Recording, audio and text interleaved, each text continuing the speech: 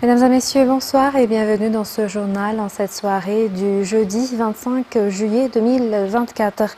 Dans les actualités de ce jour, la Jirama procède à des coupures de courant alternées à partir d'aujourd'hui pour le réseau interconnecté d'Antananarivo-Ia.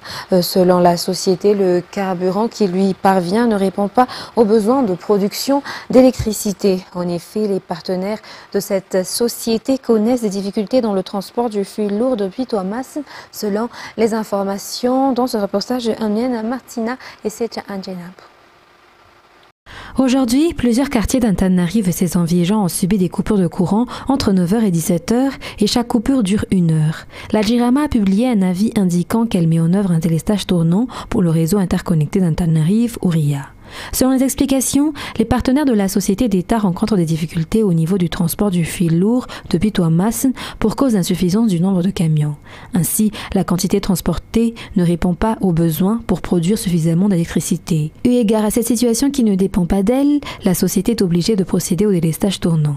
Des coupures en journée entre 9h et 17h d'une durée d'1 heure par coupure afin de ne pas gêner le déroulement de l'examen du baccalauréat sont effectuées. Le dirigeant de la société Jirama est en contact régulier avec ce partenaire pour accélérer le transport de ces carburants afin de pouvoir établir la production et la fourniture d'électricité dans le réseau interconnecté d'Antananarivo. Jusqu'à présent, aucun délai n'a été mis en place pour résoudre ce problème et le retour de l'approvisionnement d'électricité n'a pas été clairement défini, mais la Jirama a confirmé dans ce communiqué que ce problème devrait être résolu au plus vite. Si les coupures subviennent en dehors des heures communiquées, il ne peut s'agir que de panne technique selon les explications des responsables de cette entreprise publique. Et dans un tout autre sujet, partons au niveau de l'aéroport d'Ivat, où deux responsables au niveau de cet aéroport ont été souvent cités dans des affaires de corruption. Ils feront ainsi l'objet d'une enquête et seront suspendus de leurs fonctions en attendant la suite de cette dernière. Par ailleurs, un contrôleur général de l'aéroport sera mis en place et se chargera de son administration. Ce sont entre autres les mesures décidées durant le Conseil des ministres pour éradiquer la corruption au niveau de l'aéroport. Les détails avec Deux noms ont fait l'objet de plaintes répétées pour corruption à l'aéroport d'Ivat. Ils seront immédiatement suspendus de leurs fonctions. Une enquête spéciale est menée et les mesures appropriées seront prises à l'issue de cette dernière. De nombreuses mesures ont également été décidées hier par le Conseil des ministres pour éradiquer complètement la corruption à l'aéroport d'Ivat. Il ne devrait pas falloir plus d'une personne pour faire descendre les passagers de l'avion depuis la réception des documents jusqu'à la récupération des badges. La délivrance des visas devrait être accélérée et une attention particulière devrait être accordée aux malgaches d'autres nationalités mais ayant un passeport malagasy. Les documents nécessaires liés aux devises entrant et sortant du pays seront examinés et simplifiés. Un contrôleur général de l'aéroport sera nommé comme chef des opérations et se charge de l'administration au niveau de l'aéroport d'Ivat. Celui-ci sera changé tous les 6 mois dans la mesure du possible. Il s'agit d'un fonctionnaire des services qui travaille à l'aéroport. Il y aura également un lieu et un numéro vert où les clients pourront déposer des réclamations au départ et à l'arrivée des passagers. Le numéro vert 360 des douanes est toujours disponible. Les plaintes feront l'objet de suivi, comme l'a confirmé le président de la République. Les documents pour celles qui souhaitent être des filles au pair seront simplifiés et accélérés dans un délai de 15 jours au maximum pour les pays qui ont lien de coopération avec Madagascar. Concernant les touristes qui viennent à Madagascar, une inspection sera tenue pour les fonctionnaires qui saisissent illégalement leur passeport. La délivrance des badges est en cours d'assainissement. À cet effet, la délivrance des badges visiteurs par l'ACM est suspendue. Les badges permanents qu'ils utilisent sont réservés uniquement aux salariés pendant leurs heures de travail. Chaque employé en service doit toujours porter son badge. Une rotation systématique des salariés est instaurée afin qu'ils ne restent pas à l'aéroport plus de 3 ans. Des caméras de surveillance sont ajoutées à l'aéroport d'Ivat. Ivat étant le portet de Madagascar, il doit être un exemple en matière de lutte contre la corruption. Toujours au niveau de l'aéroport, mais au niveau de la compagnie aérienne, à présent, l'effectif de la flotte de la compagnie Madagascar Airlines opérant à Madagascar augmente. Le MSN 813 est de nouveau opérationnel après sa réparation depuis le mois d'avril dernier. L'on suppose que cela développera les activités de la compagnie. Le point avec Rose Christelle, Rakout Malal. La TR-72 MSN 813 de la compagnie Madagascar Airlines est de nouveau opérationnelle après sa réparation depuis avril dernier. Actuellement donc, la compagnie possède 3 ATR-72 plus le Q400 qu'elle loue de temps en temps à la compagnie sud-africaine Semer. On peut s'attendre à ce que le nombre de vols augmente pour cette compagnie nationale. Les citoyens s'attendent également à la réduction du prix du billet d'avion, qui coûte entre 400 et 2300 arrières l'aller simple lors des promotions et jusqu'à 1 500 000 arrières en temps normal selon la destination. Le financement apporté par la Banque mondiale et l'aide du gouvernement ont permis la réparation de cette ATR 72. Rappelons qu'il existe 11 destinations desservies par Madagascar Airlines et le nombre de vols par semaine est de 84. Par ailleurs, la livraison de 2 nouveaux ATR 72 prévus pour le mois de septembre et le mois d'octobre est confirmée par cette compagnie. Page politique, le maire d'Ndjamena dément les affirmations selon lesquelles il se serait enfui de sa commune à cause d'une affaire de détournement. Selon cet élu interrogé par nos journalistes ce jour, ils étaient dans la capitale et se préparent à retourner à Ndjamena. Et concernant le détournement d'une somme de 500 millions d'arrières qui serait la raison de sa fuite, le maire affirme avoir des preuves des travaux de développement réalisés au sein de la commune, comme la construction de l'EPP d'Ambunga Marne. Ce maire appelle ainsi les habitants d'Ndjamena au calme face aux différentes rumeurs qui circulent actuellement. Ce qui fait l'actualité de ce jour également, c'est l'examen du baccalauréat. Nous sommes actuellement au 4e jour de cet examen. Une partie de la catégorie générale pour cet examen du baccalauréat termine leurs épreuves aujourd'hui. Cependant, une autre partie comme les séries L et OSE, mais aussi la catégorie technique poursuit les épreuves demain. La surveillance a été rigoureuse et aucun incident majeur n'a été constaté au niveau des centres d'examen en général, affirment les candidats que nous avons interrogé aujourd'hui. Reportage. Tous les faits et les lacunes des précédentes sessions, surtout celles de l'an dernier, semblent avoir été rattrapés durant ce baccalauréat 2024. En effet, les responsables ont doublé de vigilance cette année, surtout au niveau de la surveillance qui a été rigoureuse. Aujourd'hui, les élèves que nous avons croisés le confirment également. Les surveillants ne tolèrent aucun comportement susceptible de nuire au déroulement de l'examen et je trouve que c'est une bonne chose, affirme l'un de ces élèves devant notre micro. Concernant les sujets d'examen, les élèves ont été presque tous du même avis. Les matières mathématiques et physiques restent les plus difficiles, mais ils soulignent qu'ils ont pu compenser cette difficulté avec d'autres matières plus faciles comme le français ou l'anglais. Comme les élèves, les parents ont été aussi inquiets, surtout face aux différentes rumeurs qui circulent. Néanmoins, ces parents ont soutenu leurs enfants et louent les efforts fournis pour assurer le bon déroulement de l'examen du baccalauréat. Aujourd'hui, les séries A1, A2, C et D dans la catégorie générale terminent leur baccalauréat. Les séries S, OSE et L et la catégorie technique, quant à elles, poursuivent leurs examens demain matin avec la matière sciences économiques et sociales. Puisqu'on a parlé de baccalauréat, parlons à présent de rentrée scolaire. 100 000 à 200 000 arrières, tel est le budget alloué par les parents pour les fournitures scolaires d'un enfant. De plus, les marques particulières pour certaines fournitures sont exigées par les écoles. Par ailleurs, aucune hausse de prix n'est constatée jusqu'à présent au niveau des marchands de ces fournitures scolaires. Reportage signé Obrassa Manan et Anza Razonarville. Un mois et demi avant la rentrée scolaire, les parents commencent à procéder aux achats des fournitures scolaires pour leurs enfants. Ce père de famille, par exemple, dès qu'il a reçu la liste de fournitures exigée par l'école de son enfant, a commencé progressivement ses achats. Il dépense environ 150 000 alliages pour un enfant, selon ses explications. L'école où il a décidé d'inscrire son enfant exige également des fournitures de marque particulières, raison de cette dépense. Par ailleurs, au niveau des marchands, le prix des fournitures reste le même que l'année dernière jusqu'à présent. Aucune hausse de prix n'est encore enregistrée. Cependant, les clients ne sont pas encore nombreux à en acheter, d'après ce vendeur. Il convient de rappeler que l'année scolaire 2024-2025 débutera le 9 septembre, selon le calendrier publié par le ministère de l'Éducation nationale. Aux actualités internationales de ce soir, le typhon Gaemi a frappé de plein fouet Taïwan dans la nuit de mercredi à jeudi, faisant au moins 2 morts. Les autorités ont prévenu qu'il s'agirait du typhon le plus puissant qui a touché l'île en 8 ans. Il a pris la direction de l'est de la Chine. France 24. 2 violentes bourrasques de vent qui font trembler les panneaux de signalisation. Voilà à quoi ressemblent désormais les rues de Taïwan, frappées par le typhon Gaemi.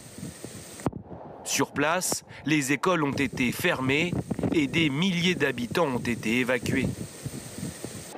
Aux Philippines, les rues ont-elles été transformées en rivières en l'espace de quelques heures seulement. En bateau ou à pied, chacun tente de sauver ce qui peut l'être. Les dégâts sont immenses ici. L'eau a atteint le 2e étage de notre maison. C'est très pénible. Je ne vais pas pouvoir aller travailler. J'aurais pu me frayer un chemin à travers ces inondations, mais là, le niveau de l'eau est beaucoup trop haut. Des pluies diluviennes qui ont provoqué de nombreux glissements de terrain, notamment dans la région de Manille, la capitale. Le typhon Gaemi est désormais attendu au Japon, mais aussi en Chine continentale, dans la province du Fujian, où les autorités ont appelé la population à la plus grande prudence. Aux États-Unis, sans s'étendre, le président américain a rappelé dans un discours attendu hier mercredi soir que la défense de la démocratie est plus importante que n'importe quel titre. Il explique ainsi son retrait de la course à la présidentielle par nécessité d'unir son parti avec des voix plus jeunes. France 24. Ovale de la Maison-Blanche. Dans cet espace sacré, je suis entouré de portraits d'incroyables présidents américains. Thomas Jefferson, par exemple, qui a guidé notre nation.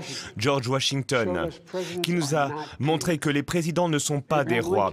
Abraham Lincoln, qui nous a aidés à rejeter la malice. Franklin Roosevelt, qui nous a encouragés à rejeter la peur. J'ai le plus profond respect pour ce pays, mais j'aime mon pays davantage. Ça a été l'honneur de ma vie d'être votre président. Toutefois, dans la défense de la démocratie qui est la plus importante, eh bien, j'ai trouvé joie et force en travaillant pour le peuple américain. Mais cette mission sacrée qui consiste à perfectionner notre union, ce n'est pas une question... Ce n'est pas juste pour moi, c'est pour vous, votre avenir, votre famille, c'est pour nous, le peuple. Nous ne devons jamais oublier cela. Je n'ai jamais oublié cela. J'ai très clairement montré le fait que les États-Unis étaient à un tournant. Dans un de ces rares moments de l'histoire où des décisions que nous prenons aujourd'hui ont un impact sur l'avenir de notre nation et du monde pour les décennies à venir, les États-Unis vont devoir choisir entre avancer ou reculer, entre l'espoir et la haine, entre l'unité et la division. Nous allons devoir choisir si nous croyons toujours en la décence, le respect, la justice, le respect, la démocratie. En ce moment, nous voyons ceux avec qui nous ne sommes pas d'accord comme des amis, comme des compatriotes. Le climat compte. J'ai la réponse à toutes ces questions car je vous connais, vous, le peuple américain. Et je sais une chose, c'est que nous sommes une grande nation car nous sommes un bon peuple. Lorsque vous m'avez élu président, je vous ai fait une promesse. Toujours être honnête avec vous, toujours vous dire la vérité. Et la vérité, c'est que le pays compte plus que tout. Et que celles et ceux pour qui cette cause est importante doivent s'unir pour protéger ce pays. Ces dernières semaines, une chose est devenue claire. J'ai besoin d'unir mon parti dans cette mission. Je suis convaincu que mon leadership, mon bilan, ma vision pour l'avenir des États-Unis méritait un second mandat. Mais rien ne doit entraver notre travail pour la démocratie et cela inclut l'ambition personnelle. Ainsi, j'ai décidé que la meilleure manière d'avancer passait par une remise de flambeau. C'est la meilleure manière d'unir notre nation.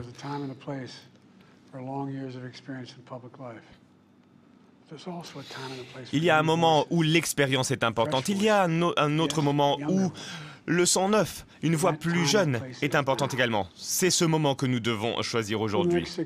Pendant les 6 mois à venir, je vais me concentrer sur mon travail en tant que président des États-Unis. Cela signifie que je vais continuer à travailler pour les familles. Je vais travailler sur l'économie. Je vais continuer à défendre nos libertés personnelles, nos droits civils, le droit à voter, le droit de choisir également. Je vais continuer à lutter contre la haine et l'extrémisme. Je vais montrer clairement que la violence politique n'a pas sa place aux États-Unis. Toute violence n'a pas sa place aux États-Unis. Je vais continuer à parler pour protéger les jeunes contre la violence des armes à feu. Je vais également continuer à lutter contre le changement climatique. Je vais continuer à travailler pour éradiquer le cancer, car c'est possible. Je vais demander une réforme de la Cour suprême également. C'est essentiel pour notre démocratie, la réforme de la Cour suprême. Vous savez, je vais continuer à travailler pour m'assurer que les États-Unis restent forts et libres. Je suis le premier président de ce siècle à dire aux États-Unis que les États-Unis... pour dire au peuple américain que les États-Unis sont là pour arrêter Poutine, l'empêcher de s'emparer de l'Ukraine. Nous allons faire en sorte que l'OTAN reste forte. L'OTAN sera plus puissante et plus unie que jamais auparavant. Je vais continuer à m'assurer que l'OTAN travaille pour nos partenaires et alliés dans le Pacifique également. Et je vais m'assurer que les États-Unis seront toujours premiers et que la Chine restera derrière. Et je vais continuer à travailler sur la guerre à Gaza pour libérer les otages, pour assurer paix et sécurité au Moyen-Orient, pour mettre un terme à cette guerre. Je vais également travailler sans relâche pour m'assurer que personne ne soit détenu sans raison dans le monde. J'ai fait beaucoup de progrès depuis mon investiture et je peux vous dire que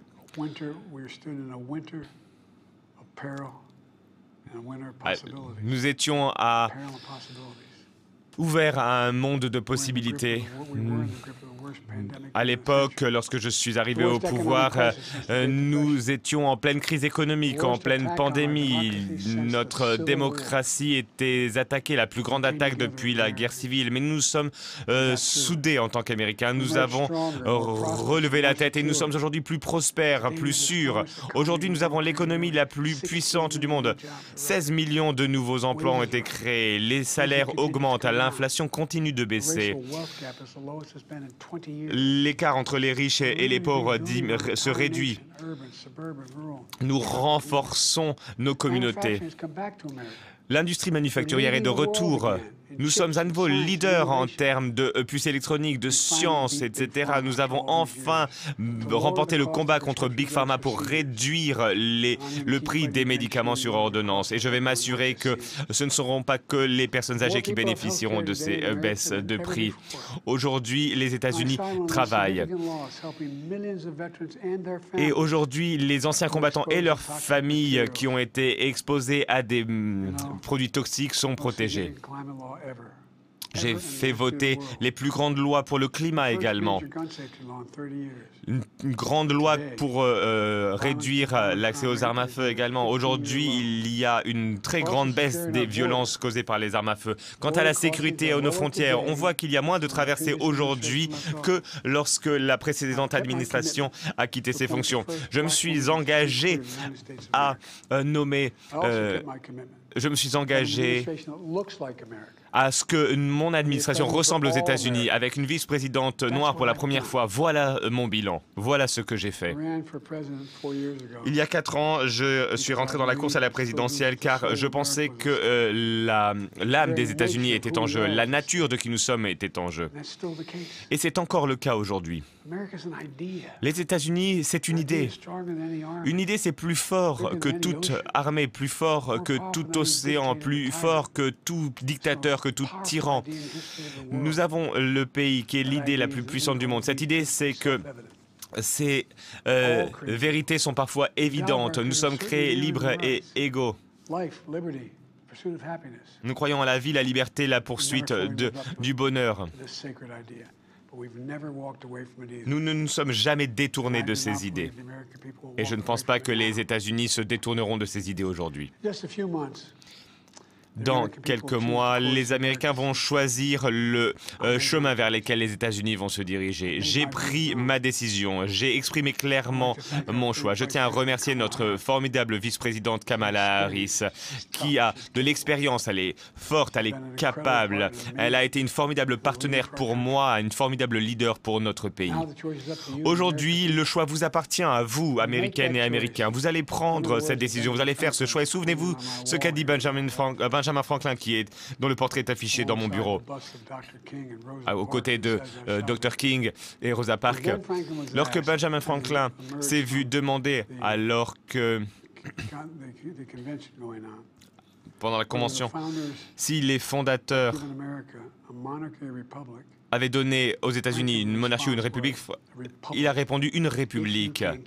Si vous êtes en mesure de la conserver, une république si vous pouvez la protéger. Notre république est aujourd'hui en votre main. C'était le privilège de ma vie de servir à cette nation pendant plus de 50 ans. Il n'y a pas d'autre pays dans le monde où j'aurais pu passer d'un petit enfant du Delaware à président des États-Unis. Mais me voici. C'est ce qui rend les États-Unis si spéciaux. Nous sommes une nation de promesses et de possibilités, de rêveurs et d'acteurs, des Américains ordinaires, qui font des choses extraordinaires. J'ai donné mon âme et mon cœur aux États-Unis comme bien d'autres. Et j'ai été béni par l'amour et le soutien des Américains. J'espère que vous prenez conscience de ma reconnaissance, la reconnaissance que je ressens envers chacune et chacun d'entre vous. Les rois et les dictateurs ne règnent pas, c'est le peuple qui règne. L'histoire est entre vos mains. Le pouvoir est entre vos mains. L'idée des États-Unis est entre vos mains. Vous devez garder la foi et vous souvenir de qui nous sommes. Nous sommes les États-Unis d'Amérique. Et rien n'est impossible pour nous lorsque nous travaillons ensemble. Alors agissons ensemble, protégeons notre démocratie. Que Dieu vous bénisse et que Dieu protège nos soldats. Merci. Et dans la ferme de Sergoi, dans l'est de Kenya, des gardes forestiers préparent des girafes à être chargées dans des camions sans selon pour un voyage de plusieurs centaines de kilomètres à l'est, direction du réserve de Ruko. Cette réserve a été créée au milieu des années 2000 avec un double objectif, réintroduire des girafes dans une région qu'elles avaient désertée et ramener la paix entre les deux ethnies locales, les Pokotes et les Ishamus. Un reportage signé France 24.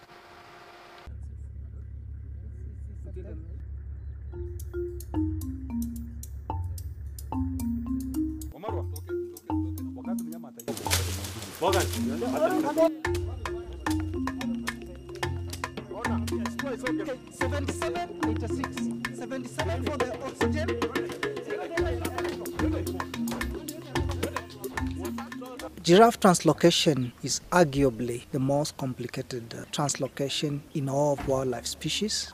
Giraffe immobilization is an oddity amongst all immobilization. All other animals, when they get tranquilized, they go down on their side, and not the giraffe.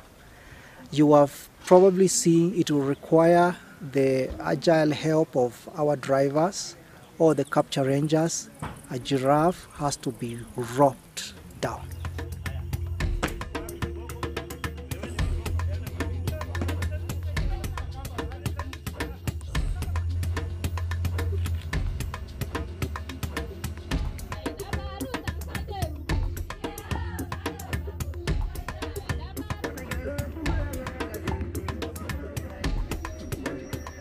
Back 20 years before, Pokot and Ilchamus they had a conflict between two communities that erupted because of livestock theft. and resulted to loss of life, loss of livestock, and pushing people to move away from their homeland. Where we are now today was a battleground for the bandits, and the bandits colonized for quite some time before the elders now started coming in and said we need to do conservation, we need to bring the wildlife as a sign of peace between the two communities, and that is now where they decided to bring Baringo giraffe, which was here initially before the conflict erupted, and forced them to move away.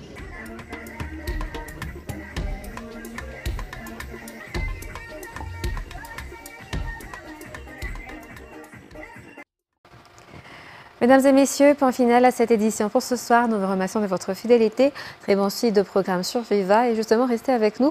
Dans quelques instants, vous allez suivre votre film Robin des Bois. Sur ce, très bonne continuation sur notre chaîne.